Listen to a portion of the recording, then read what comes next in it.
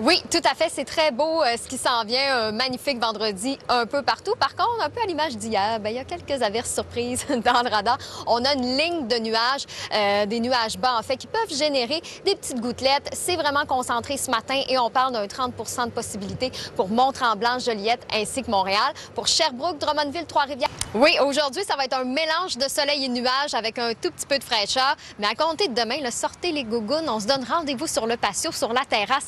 Superbe week-end en perspective. On devrait avoir entre 25, 27 et même peut-être possiblement 28 sur certains secteurs. Ajouté à ça de l'humidité, on va ressentir jusqu'à 32. Week-end de rêve.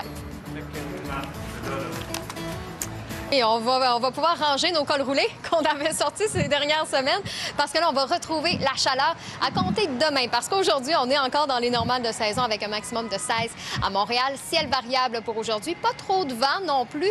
Et regardez la différence. 16 aujourd'hui, 26 demain. Bon. Qu'est-ce qui se passe là? On a un système qui va être un peu plus au nord, ce qui fait en sorte qu'on va puiser de la chaleur, mais aussi de l'humidité des États-Unis. Donc demain 26, mais humidex 29 et dimanche, ciel variable avec un maximum autour là, de 27-28, sensation de 32. Donc c'est vraiment l'été qui va revenir. Lundi, je vais mettre un bémol. On pourrait avoir des possibilités d'averses. C'est pas super clair encore, mais du moins pour la fin de semaine, ça va être super beau. Pour ce qui est de Québec aussi, on va avoir un vendredi avec un ciel variable, un maximum autour de 16. On va se rattraper demain avec 23, sensation de 28, ciel variable. On voit que ça va être un petit peu plus couvert dimanche. Pour Québec, il y a un creux là, qui pourrait apporter un débordement nuageux, mais on devrait être bien aussi avec une sensation là, de 29 pour Québec. Je vous rappelle que ce matin, je suis au Reine-Élisabeth parce que c'est la première journée des auditions officielles de Star Academy 2021. Mais je vous ramène en 2003, alors que c'est la chanson qui a fait vibrer le Québec. C'est devenu un classique par la suite et c'est pas fini. J'ai Alicia Moffett qui est avec moi ce matin, qui a participé à la nouvelle version de Et c'est pas fini avec plusieurs autres interprètes. Alicia, je dois dire que je t'envie. Je suis un peu jalouse parce que ça a tellement été un classique. Comment on se sent quand on se fait appeler pour réinterpréter cette chanson-là? Bien, écoute, quand c'était la première saison en 2003, moi, j'avais comme 4-5 ans. Fait que je commençais à adorer la musique. Puis j'écoutais Star Academy, bien évidemment, religieusement. Donc quand on m'a approché pour faire ça, je me disais, mon Dieu, la petite Alicia de 4-5 ans aurait capoté. Donc c'était une super belle expérience, c'est tellement le fun. C'est comme un peu un rêve qui se réalise. Et là, hier en après-midi, vous avez lancé le vidéoclip officiel. Je trouvais que ça faisait un peu comme la comédie musicale Fame, le petit piano au début, les jeunes qui se retrouvent, qui festoient un peu ensemble. Vous avez l'air d'avoir tellement une fun à tourner ça.